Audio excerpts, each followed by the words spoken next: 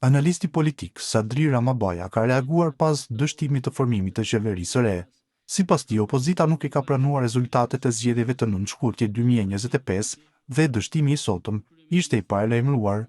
Zgjedhjet e ardhshme që pritet të mbahen në muajin dhjetor 2025 nuk do të janë thjesht proces formal, por një referendum i heshtur mbi drejtimin moral e kombëtar të shtetit, ka shkruar Ramabaja. Kur zgjedhjet parlamentare shndërrohen në referendum, dështimi i kësaj legjislature në seancën e sotëm për votimin e qeverisë ishte një akt i paralajmëruar, që kur opozita de facto ishte barrikaduar dhe nuk i pranoi rezultatet e zgjedhjeve të nënshkurtit 2025, qeverin Kurti 3, opozita shihte dhe e sheh si një lloj giotine të llojit të vet, respektivisht një lloj përmbysje të historisë. Në këto rrethana, zgjedhjet e radhës që tashmë duket se do të jenë në muajin dhjetor 2025 nuk janë vetëm një proces formal për ndarjen e mandateve. Në këtë rast, zgjedhjet shndërrohen në akte legitimiteti historik, në të cilat qeveritë nuk votojnë vetëm për programe, por për drejtimin moral e kombëtar të shtetit. Kjo është arsyeja pse zgjedhjet e parakohshme që pritet të mbahen në Republikën e Kosovës në dhjetorin e këtij viti, për nga pesha e tyre politike dhe emocionale, do të kenë përmasat e një referendumi të heshtur mbi vetë natyrën e shtetit dhe të së ardhmes së tij politike. Muaj që prej thirrjes së seancës konstituive me 15 prill, më në fund kemi kuvend të konstituuar dhe kemi arritur në pikën e formimit të qeverisë si materializim i rezultatit të zgjedhjeve të nënshkurtit si vjet. Kjo është një vonesë pa precedent në historinë e Republikës, ku 5 nga këta 6 muaj deputetët ishin duke pritur gjykatën kushtetuese.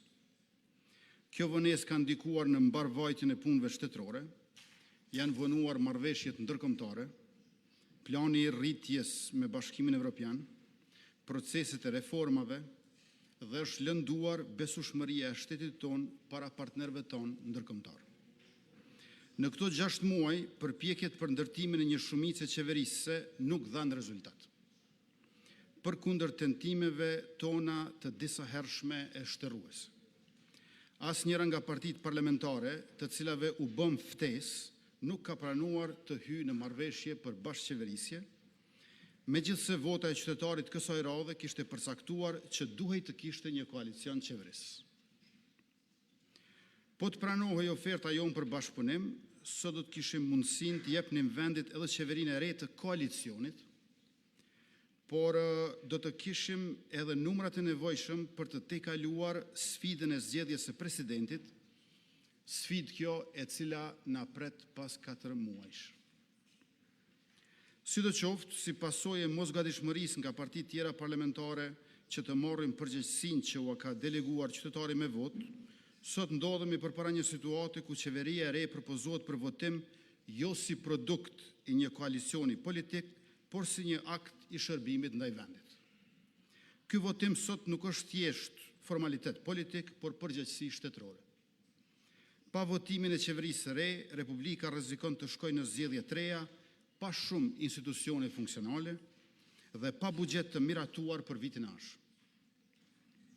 Kjo do të nënkuptonte rrezikim të pagave për shërbyesit publik, pensioneve, shtesave për fëmijë, asistencës sociale, furnizimit me barna, funksionimin e organeve të rënda që nuk mund të ecë përpara.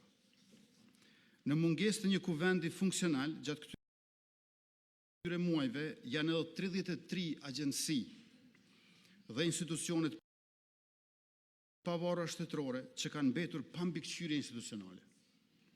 Kjo ka krijuar vakum drejtues, vonesa në vendim, një ditë humbje për zhvillimin, për qytetarin dhe për shtetin. Për më tepër, përderisa nuk votohet